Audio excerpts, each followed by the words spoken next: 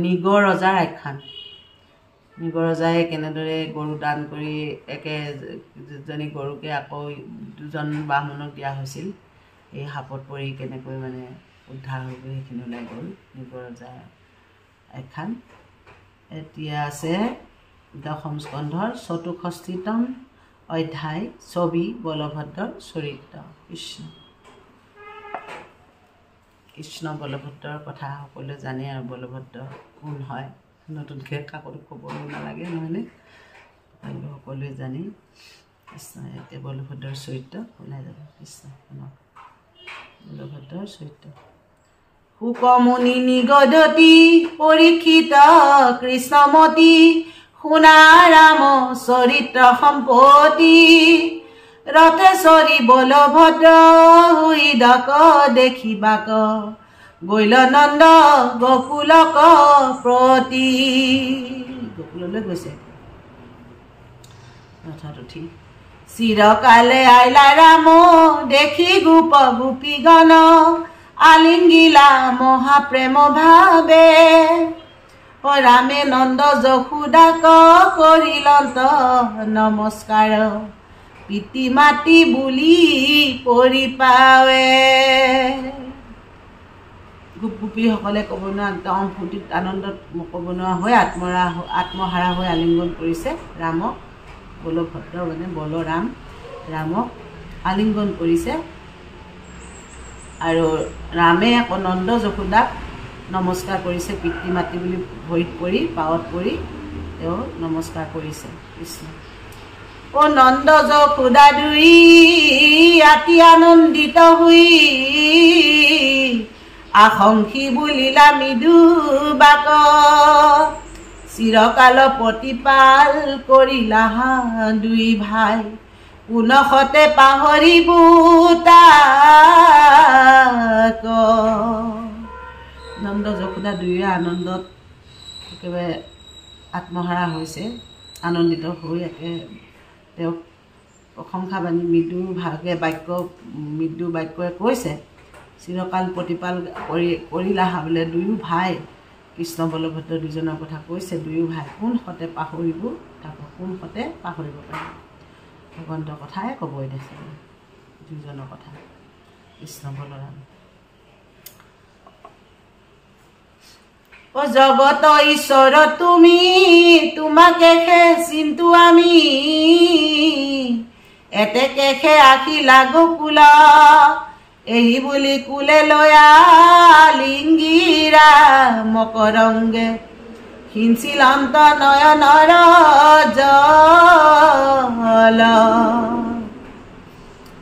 কৃষ্ণ বলভদ্ৰ একে আত্মা একে হেৰি ককাই ভাই নহয়নে জগতৰ ঈশ্বৰ বোলে তুমি তোমাকে চিন্তু আমি বুলি সেইকাৰণে তুমি আকৌ গকুললৈ আহিছা সেইবুলি কৈ একেবাৰে কুলত লৈ আলিংগন কৰি ধৰি চকুৰ নয়নৰ জল সিঞ্চিছে তেওঁৰ গাত নয়নৰ জলে বোৱাইছে মানে নয়নৰ জল পৰিছে আৰু জল ছটিয়াইছে বুলি কৈছে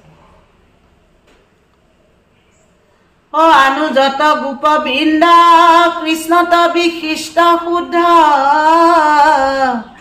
ৰামে নমিলন্ত বিধি মতে কনিষ্ঠ গোৱাল মানে ৰামক নমিলা প্ৰেমে সখা সখী গণে যথোচিতে অন্য যত গোপবৃন্দসকলক যোনখিনি কৃষ্ণত বিশিষ্ট শুদ্ধ হৈ আছে আৰু কৃষ্ণৰ আলিংগনত কৃষ্ণৰ পৰশত কৃষ্ণৰ প্ৰেমত কৃষ্ণৰ লগত মতলীয়া হৈ থকা এই গোপবৃন্দক সকলোকে বোলে ৰামে নমস্কাৰ কৰিছে বিধিমতে সকলোকে কনিষ্ঠ গোৱালসকলে আকৌ ৰামক নমিছে নমস্কাৰ কৰিছে প্ৰেমে সখা সখীগণে যথোচিতভাৱে ইজনে সিজনক নমস্কাৰ কৰিছে ৰামে কাকু স্নেহে চাহি বচনে আশ্বাসী হাকি কাকু আলিংগিলা হাতে ধৰি দূৰ ভৈল শ্ৰম মানে ভকতক দৰ্শনে মহাৰংগ ভৈল হল ধাৰী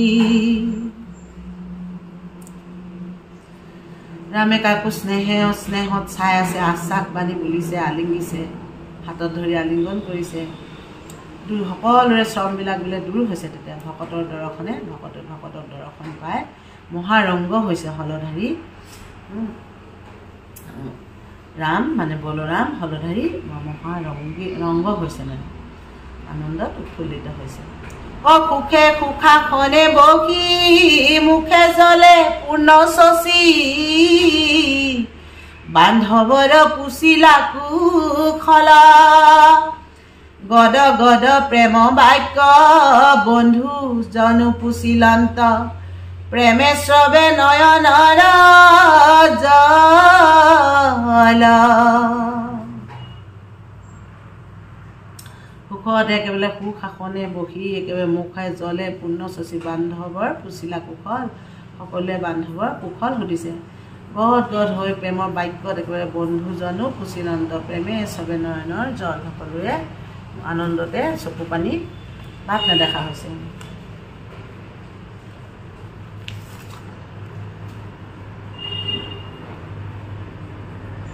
কৃষ্ণক পাইবাক প্ৰতি আনন্দে আকুল আতি তেজি নিজ কাৰ্যক সকল কৃষ্ণ আখিলন্ত বুলি ৰামক চৌপাশে বেৰি পুচিলন্ত কৃষ্ণৰ কুশল। কৃষ্ণক পাবৰ কাৰণে সকলোৰে আনন্দত আকুল হৈ আছে। তেওঁলোক সকলো ক'ব নোৱাৰা হয়। সকলোৱে এতিয়া নিজৰ কাৰ্য বোলে তেজি আহিছে আৰু কৃষ্ণও আহিছে বুলি ভাবিছে। ৰামক সকলোৱে বলৰামক বেৰি লৈ চৌপাশে বেৰি পেলাই কৃষ্ণৰ কুশল বাৰ্তা সুধিছে মানে। শুনিও প্ৰাণ ৰাম সুহৃদত অনুপম ৰাম কৃষ্ণ তোৰা দুই ভাই আনুজত সবে বন্ধু কুশলে কি আছে সবে আমাক কি সুমৰে ঠাই। শুনাচোন প্ৰাণৰাম সুহৃদৰ বোলে অনুপম বোলে ৰাম কৃষ্ণ তোৰা দুই ভাই আনুজত সবে বন্ধু কুশলে কি আছে সবে অন্য আৰু লগতে অন্য সকলো বন্ধুসকল সকলো কুশলে আছেনে আমাক সেই ঠাইত বোলে সুমৰেনে সকলোৱে কৃষ্ণও সুমৰিছেনে সেই বুলি সুধিছে।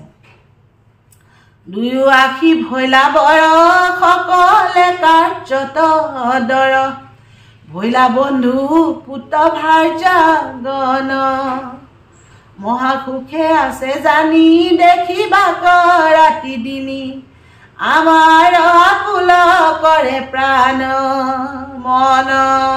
কৃষ্ণ তেওঁলোকক লগ পাবলৈ কেনেকৈ মন আকুল হৈ থাকে সেইটো কথা কৈছে। পুত্ৰ ভাৰ্যাগণে সকলো কাৰ্যতে দৰ কৰি কেনেদৰে চলে কৃষ্ণক পাবৰ কাৰণে মহাসুখত বোলে ৰাতিয়ে দিনে তেওঁক চাবৰ কাৰণে কেনেকুৱা আকুল হৈ থাকে মন।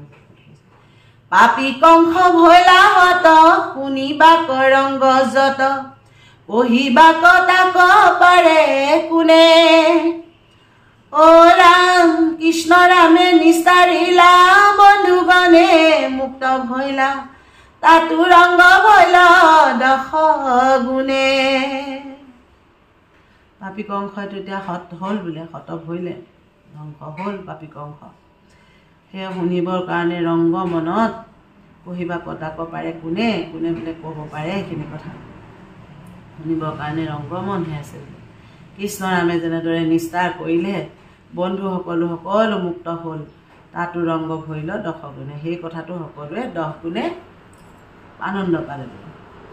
সমুদ্ৰৰ মাজে হৰি পাতিলা দ্বাৰকা পুৰী শত্ৰুগণে লংঘন নযাই শত্ৰুগণ জিনি মাৰি বন্ধু সমে আশা হৰি অ শুনি আনন্দিত শুনি আনন্দৰ সীমা নাই বলভদ্ৰ দৰ্শনে আনন্দিত হোৱা মনে কৃষ্ণৰ সদয় আছে জানি গোপীগণে বেৰি আখি ৰামত পুচিলা সাখি গুপ্য কৰি কৃষ্ণৰ কাহিনী।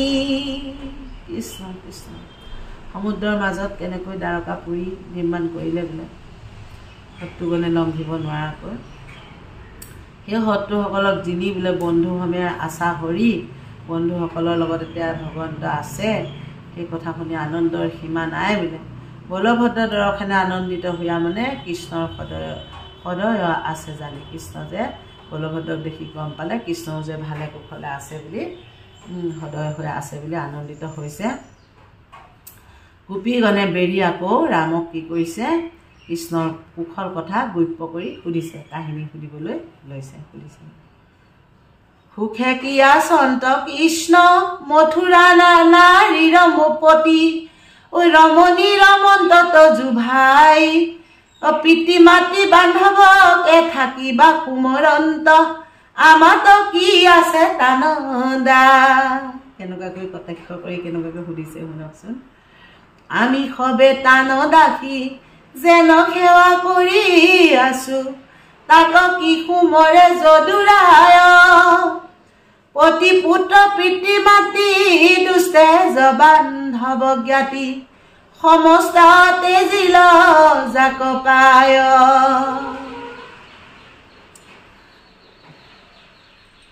মথুৰাৰ নাৰীৰ লগত বোলে তেওঁ ৰমণীৰ লগত বোলে ফূৰ্তিকে আছে নেকি বোলে তোমাৰ ভাই, এনেদৰে সুধি গৈছে আৰু।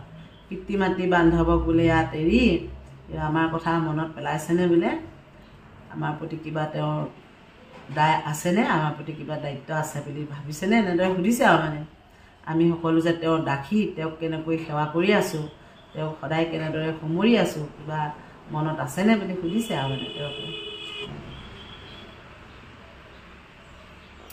আমি পতি পুত্ৰ বান্ধৱ জ্ঞাতি সমস্তকে ত্যাগ কৰি কেনেদৰে যে বোলে তেওঁকেই ভজিছিলোঁ, তেওঁতে ভজনা কৰিছিলোঁ, গতিকে আমাক কেনেদৰে পাহৰিলে বুলি কৈছে আৰু। হেন তেজিলে কহৰি কুটুম্বিতা ছেদ কৰি আমাক চাৰিয়া গৈল হৰি কৃষ্ণ হেন পুৰুষত বিশ্বাস কৰিব হেন আউৰ নাৰীগণে কেন কৰি। গোপীসকল কেনেকুৱা কৃষ্ণক ভক্তি কৰিছিলে, গোপীসকলে কৃষ্ণৰ প্ৰেমত কেনেকুৱা মতলীয়া আছিলে সকলোৱেতো জানেই। গতিকে হেন তেজিলেক হৰি বোলে কুটুম্বিতা ছেদ কৰি আমাক চাৰিয়া গৈল হৰি, এনেদৰে আমাৰ লগত কুটুম্বিতা ছেদ কৰি আমাক এৰি গ'ল। কৃষ্ণ হেন পুৰুষত আৰু কোনোবাই নাৰীয়ে বিশ্বাস কৰিবনে বোলে, সেইবুলি ধৰি সুধিছে আৰু বেৰি গ'ল। আমি সবে ধৰি তাংক বলে নৰ খাইলো যেবে বোলে মই আখিবো আপুনি সিটো তজু ভাইৰ বাণী নপতিয়াইবে কুনি হেন নাৰী আছে কোনজনী। তেনেদৰে কৈ থৈ গৈছিলে মানে যোৱা সময়ত আমি জোৰ কৰি বোলে নৰ খালোঁ কাৰণে বোলে যাবলৈ পালে, আৰু আমাক এনেদৰে কৈ থৈ গ'ল আহিব নিজে আহিম বুলি। সেই তজু ভাইৰ বাণী বোলে নপতিয়াইবে কুনি হেন নাৰী আছে কোনজনী, কোনেনো নামানিব বোলে নপতিয়াব। গতিকে কোননো আছে তেনেকুৱা নাৰী আৰু তোমাৰ ভাই কথা নুশুনাকে নমনাকে থাকিব পৰা, সেইবুলি কৈছে কৃষ্ণ। কেহু বোলে দ্বাৰকাৰ সকলে নাগৰী নাৰী জানে শাস্ত্ৰ নকয় আপুনি ধূত মাধৱৰ বাণী পতিয়াইবে কোনজনী কি কাৰণে ভজে স্বামী মানি। কিনে খাকে বুজাই যাম, আপোনালোকে বুজি পাইছে কথাখিনি নহয়নে, ধুনীয়াকৈ ওলাই গৈছে কৃষ্ণ। হে ৰাম কথাৰো নাহিকে থিৰ বুদ্ধি তুনু হিকে ধীৰ নুখুমৰে সুৰত উপকাৰ হেন কৃষ্ণ কপতিত কিমতে বলাব্য চিত্ত নুখুমৰ সুৰত শৃংগাৰ কতো বোলে মহাচিত্ত কথাত পণ্ডিত কৃষ্ণ কথাতে চিত্ত কহৰে হৰি সুন্দৰ ইক্ষত হাসি কটাই ক্ষতে কামাতুৰ হুয়া নিৰন্তৰে ভজে নাৰী। কেহু বোলে পুৰ নাৰী ভজুক বা নভজুক তাহাত আমাৰ দায়কী কৃষ্ণৰ কথাই আৰণ দুগুণে সন্তাপ জলে শুনোৱান কথা কহ সখী। সেইখিনি কৈ মেলি কৈছে আৰু কৃষ্ণৰ কথাত আৰুহে মানে সন্তাপিত হৈছে, দুগুণে সন্তাপ জ্বলি উঠিছে। আৰু কথা কোৱাচোন সখী, সেইবুলি বলৰামক কৈছে আৰু। আমি হেন দাসী বিনে যেবে তান কাল যায় কৃষ্ণৰ নিমিলে অসন্তোষ তেবে জানা কৃষ্ণ বিনে আমাৰ যায় বেককাল ইহাততে জিওৱা বেৰু হৰি ৰাম ৰাম ৰাম ৰাম কৃষ্ণ কৃষ্ণ। আমাৰ নিচিনা বোলে দাসী সেই গোপীসকলৰ বাহিৰে যেতিয়া তেওঁ কাল গৈছে মানে দিন যোৱাব পাৰিছে আমাৰো তেওঁ পিনে দিন যাব এনেকৈ আৰু মানে বহুত অসন্তোষত বহুত দুখিত হৈ ধুনীয়াকৈ মানে বেৰি লৈ সুধিছে আৰু বলৰামক কৃষ্ণ কৃষ্ণ